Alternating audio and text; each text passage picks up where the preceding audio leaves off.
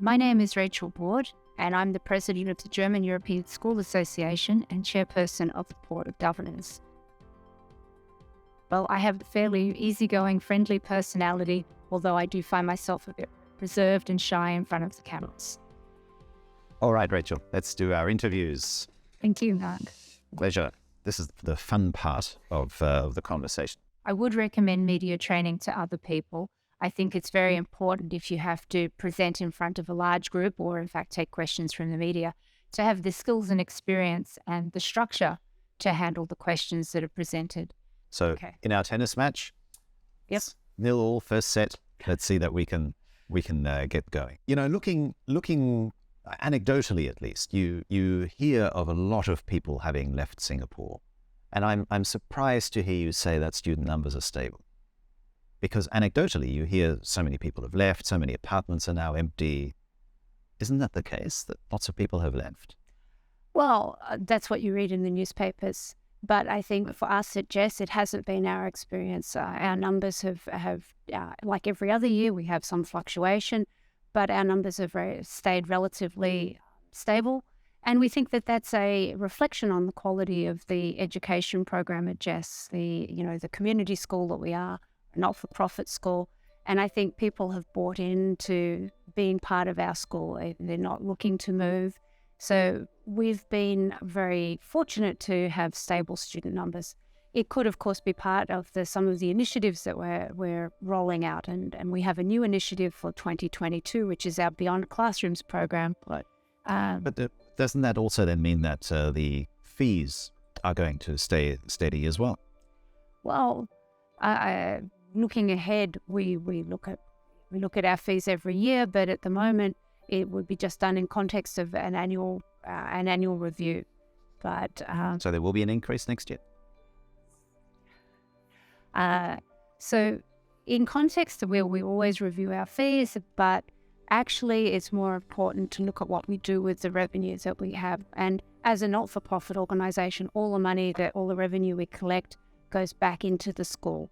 And we're using it to invest in new programs like our Beyond Classrooms program, which offers our students the opportunity to look forward into different career paths. We do it through offering internships, through letting them compete in international competitions, and by bringing in industry experts to talk to them about what industry is looking for in the future so that they can make more informed career decisions. I've always wondered this about Jess. It's a not-for-profit, and yet you managed to build a spanking new campus in Dairy Farm Lane. How is that possible? And why not then say, okay, well, given the tough COVID times, given the fact that many families are doing it tough, let's just keep fees as they are under these extenuating circumstances? Well, Mark, you're right. We do have a beautiful new campus at Dairy Farm Road. We've been there for about 4 years now, and it has state-of-the-art facilities.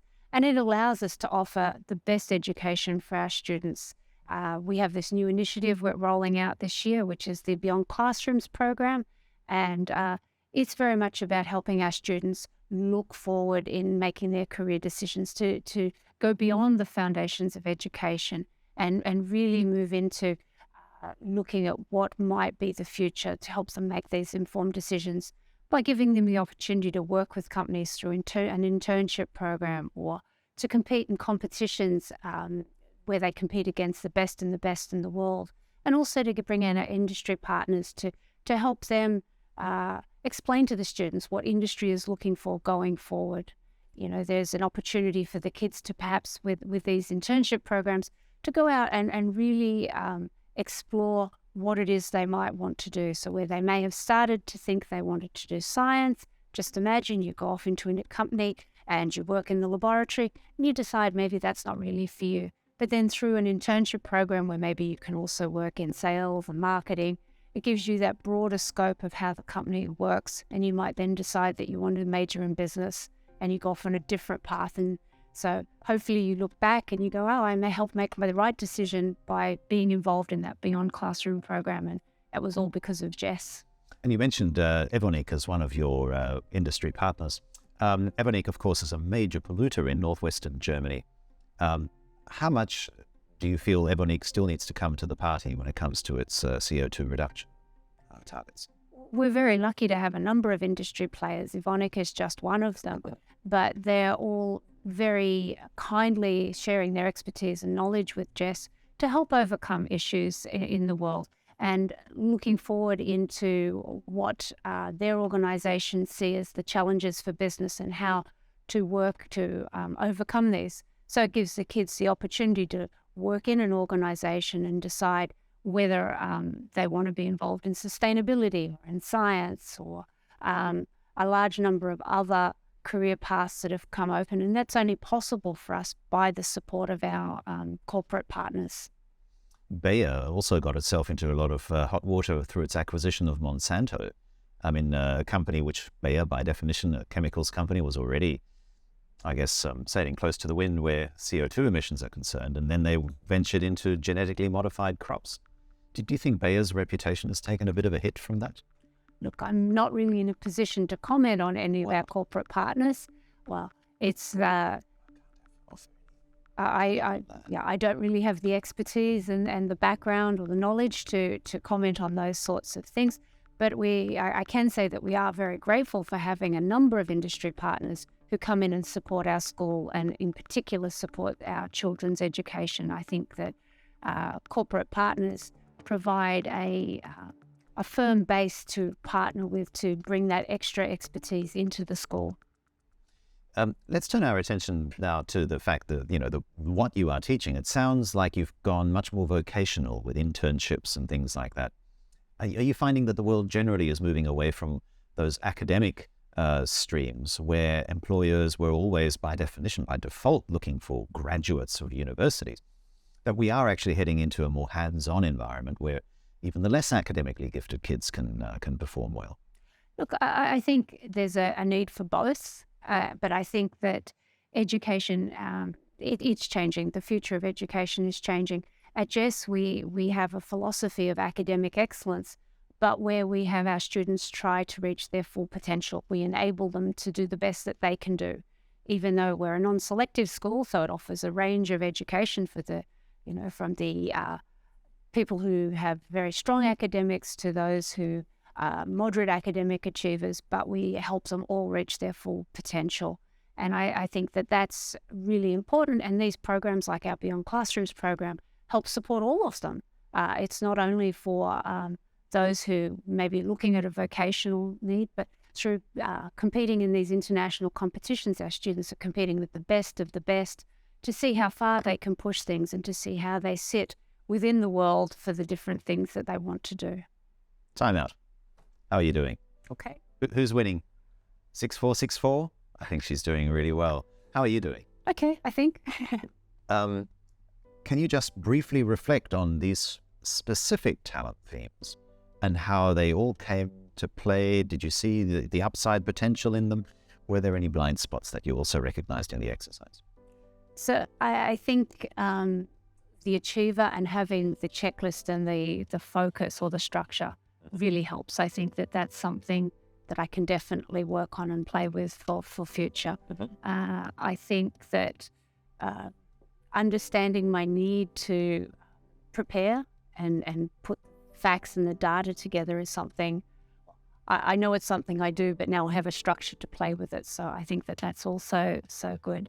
I have to resist the temptation to put too much detail, to say too much. Some of those questions weren't so easy. Was it type 3? Was it type 2? Right? And I think there's that. So whilst I don't think it comes out in front of the cameras, but my normal communication style is to talk and to share. And of course, to do that, you say things.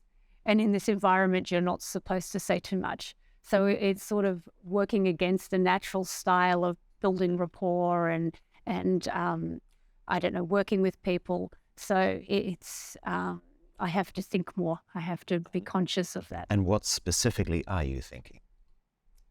Well, the responsibility and making sure that things are right. That the reputation remains intact. The reputation, that you're not saying something you shouldn't, you're not commenting on something that you shouldn't comment, that you're not going to say something that I think you said before, lead you down a rabbit hole. I think very much it's consciously. I imagine the more you do it, the easier it becomes. But maybe that's not such a good thing either, because you become a bit more relaxed, a little bit less guarded. But what's important from my perspective as your coach is that you cannot discard responsibility. Yep. It's who you are. But that you are able to refine it, that you are actually able to aim it. And just because you have it doesn't mean that I must say the absolute and full candid truth. Absolutely. And I think there's a difficulty, if we're talking about how today's fit, is to say, well, when can I be more, and I guess that's a judgment, right? When can I be more candid versus when do I need to stay more on the message? Because it's a little bit of developing the personality. Yep. And when can you? Did you pick the moments? Well, I think your questions about why joining the school or why being involved in things allowed that ability to say that. The type one questions. Yeah, but you still got to think back and say, if I say the wrong thing here, I'm going to be led down this other way. So it's still balancing the two. Yeah. It is certainly true that most type 1 questions lead to type 2 questions. Yep. But the good news is you only have to play one ball at a time. You don't have to face like a barrage of aces being served all at the same time. Yeah. I really think that the Clifton Strengths training is beneficial in that regard, because it helps you understand your own strengths and how they relate to the way you operate in a presentation and media environment. I really like the way you've put things together, and I think it makes it easier from my point of view to understand why I do things a certain way. Even our conversation before about why I script things, I can see exactly why I script things from the personality traits. So very helpful. Good. Rachel, thanks so much for coming. It's a great pleasure to meet you. And also your active and keen participation was really, really rewarding for me as a coach. So thank you for the opportunity to be involved. I've really enjoyed it. I enjoyed the training session. It was very interesting. I learned some new things. I always think that you feel like you can do a little bit better, but Mark made it very comfortable, and I didn't find the question and answer on stage part as confronting as I thought it was. So it was an enjoyable experience.